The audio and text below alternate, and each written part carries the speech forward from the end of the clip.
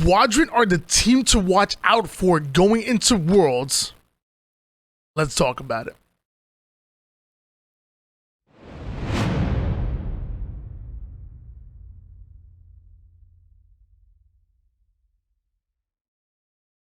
Yo, what's up, guys? This is Why Not Be Reckless, aka Why Not Be Casting. I'm one of the HCS commentators and analysts, and we have an HCS report for you guys where we're going to be talking all about Quadrant while also breaking down the Complexity Halo World Championship warm-up, which literally just happened this weekend. The final tournament setting, or one of the biggest tournament settings that we're going to see going into Worlds. This was the last chance to warm up and to get ready for Worlds. Let's jump right into it. So a lot of you guys are probably thinking, how are Quadrant going to be the team to watch out for? When, to be honest with you, they got top 6 over the last 2 events. Well, I mean, let's not forget right off the rip, they did end up getting 3rd place over at Arlington, which really wasn't all that long ago. And by the way, they made Halo history with that event, being the only team outside of North America to place higher than top 6 did Quadrant, and in fact getting a 3rd place. And what I thought was really amazing about Quadrant is that they obviously knew that they made history, but it felt like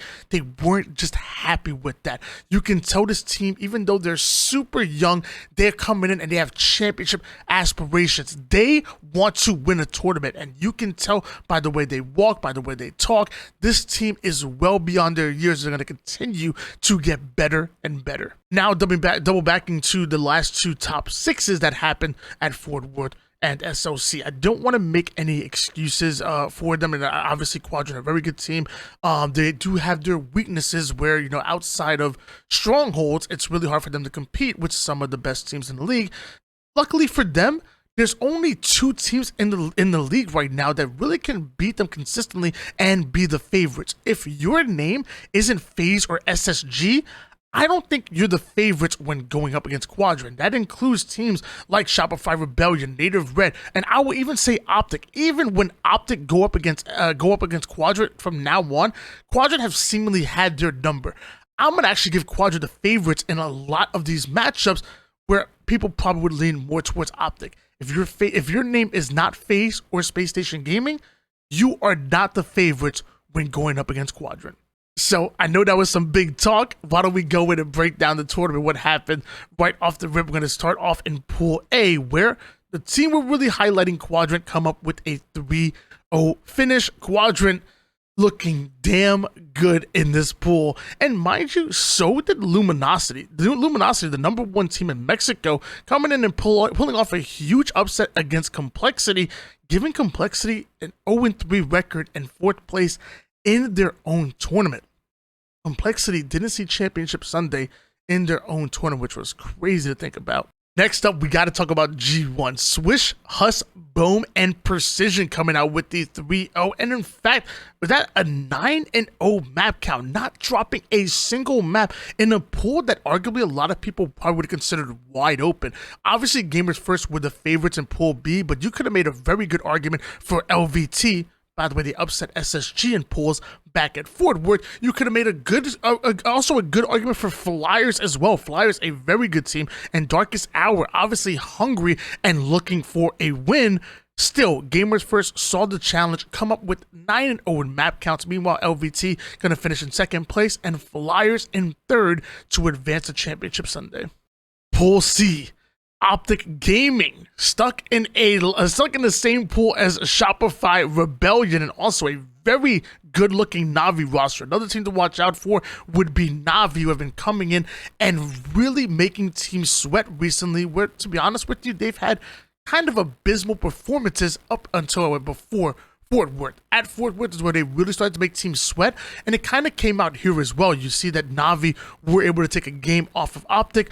On top of that, they even took Cloud9, a very good team, over to a Game 5 and almost beat them in that Game 5 to take 3rd in pools. Sadly, Na'Vi still finish out in 4th place and don't make it forward, where Shopify Rebellion were your 2nd place team here.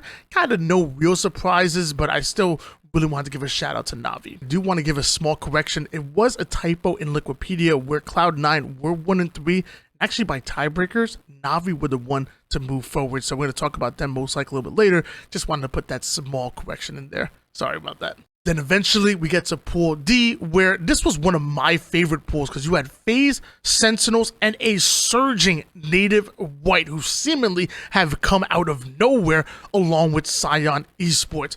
Native White were definitely one I would say have improved the most going into this like mini off season, going into Worlds. I think Native White have been so impressive, and for a team that we always do had a ton of potential, they were stuck getting top 12 in 3 different tournaments. And I'm not going to beat Native White up for getting top 12, but what I am going to say is for a team that should be arguably fighting for top 8 and definitely being competitive for top 6 and making teams work in order to get to a top 4, getting top 12 3 tournaments in a row, to me, is an underperformance by Native White. Definitely want to see them get, top 8 in at least 2 out of those 3 tournaments. Hell, even 1 out of those 3 tournaments. Sadly, we didn't. However, Native White have definitely stepped up their game, including making FaZe work for that win. Native White were looking so good against FaZe, eventually carried that over into a win also against Sentinels in a game 5, which was definitely Sentinels being the favorites, as well as we've seen Sentinels look, and they actually come out number 2 in pools, right behind FaZe, who were your number 1.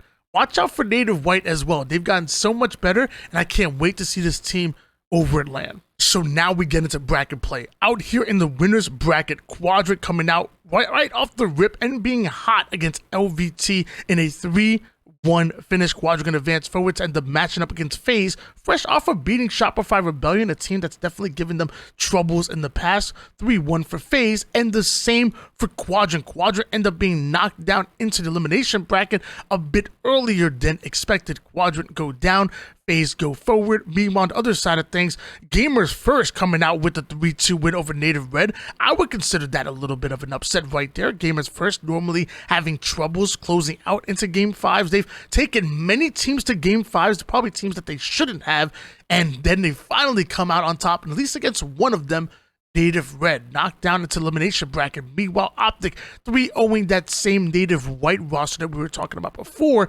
Then eventually Optic 3-0 Gamers First to make it into the winners bracket finals, where we have FaZe and Optic matching up in the most exciting 3-0 sweep that I've ever seen. It really was competitive, but it's kind of hard to really talk about it when it was really a 3-0. There was a situation where in that game number 1, Optic did capture the first 2 flags within a minute and 20 seconds. Literally, they were up 2-0 in the first minute and 20 seconds, and then eventually FaZe matched them with 2 caps, and then it went all the way down to the wire, where FaZe eventually clutched it up in the final seconds in order to come out with the win in that game number 1. Game number 2, back and forward, literally the most exciting.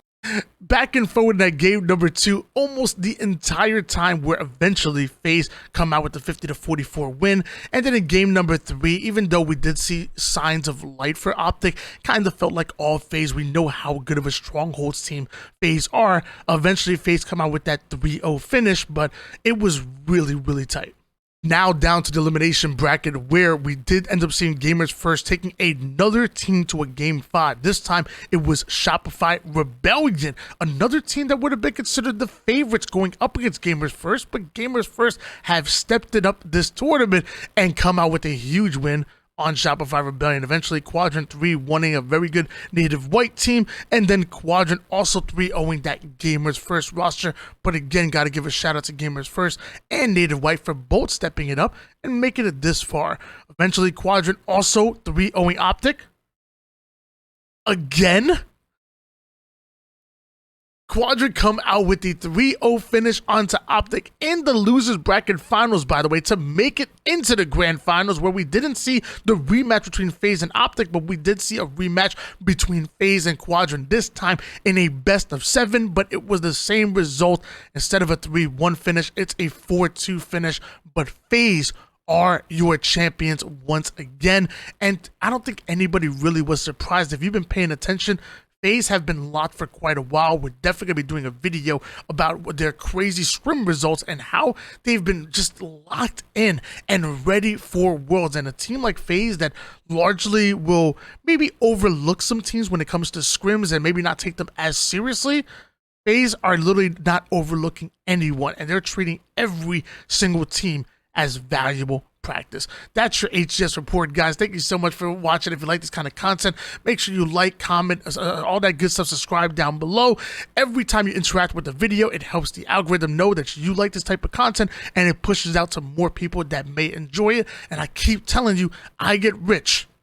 As of right now, I'm broke. So please engage with the content. Please, I need it. I need it. All right, guys. Peace out.